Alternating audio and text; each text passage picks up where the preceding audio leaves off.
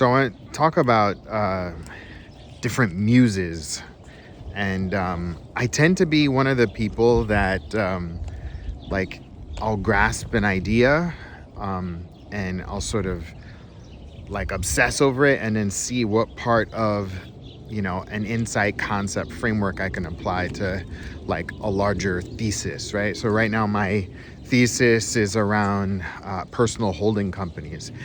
And with the addition of essentially a wood shop, like I'm looking at like what piece does that fit into my brand and what I'm looking to do. So so there was one person that I know that kind of did something similar, but in a kind of a different way. And ever since he passed, I've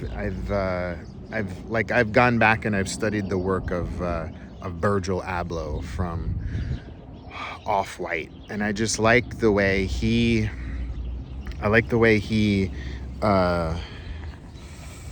just like looked at culture and design and created new products and collaboration.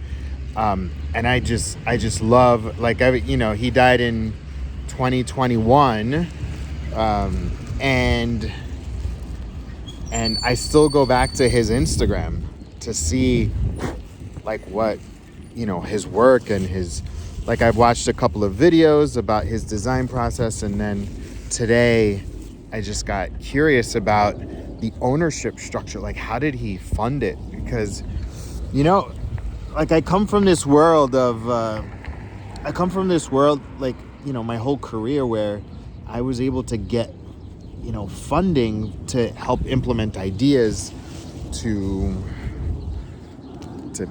essentially help kids, right? Like I raise about $1 million a year.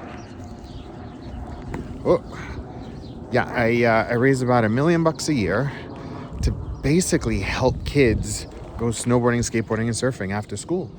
And so, again, I'm looking at this model now, and I'm like, all right, this model that I have, what I'm looking at with the Personal Holding Co. is fundable, right? This first portfolio is the sort of woodpreneur brand. So I'm just kind of looking at that. I'm looking at like trademarks and IP and just like the diversity of assets within this portfolio, and I'm just really getting excited. And so I'm kind of looking at like, oh, my holdco could be a brand similar to how there are fashion holding companies, but this one is just about various assets within a niche. And so anyway, I just did some research, and I found out that Virgil, his family still owns the IP, the trademark for Off-White, and it licenses it out to I forgot what the parent company, it was Virgil's partner co, and then so they're partners, and then they just licensed it out to this company called Far-Fetched, and it does like $200 or $300 million a year or something, or a quarter. It was like, and then I think they ended up selling 60% to Louis Vuitton. Anyway, that guy Virgil, he was a pretty special guy. He was like 1 degree away from me. I knew that it was probably not difficult to get to him when he was alive, and I think he would have dug what I was about, and I was definitely a fan of his work. But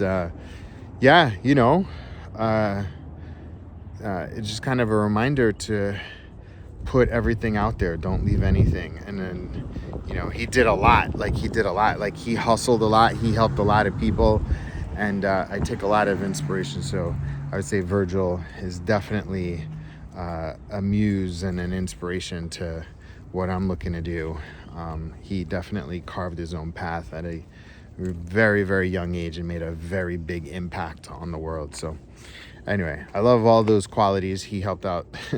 Yeah, I just saw this thing where he met this woman that was helping domestic violence victims in Chicago, and he sent her a DM, and he was like, how much do you need to put on a shelter for the night or whatever?